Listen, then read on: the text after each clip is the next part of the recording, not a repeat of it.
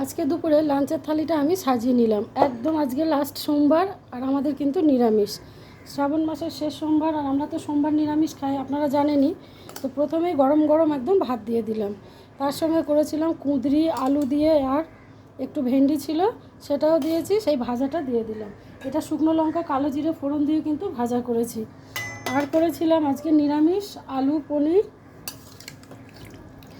পনির ঝিঙে বড়ি সব দিয়ে একটা ঝোল মতো তরকারি। ডাল করিনি, ওই জন্য একটু তরকারিটা ঝোল করেছি।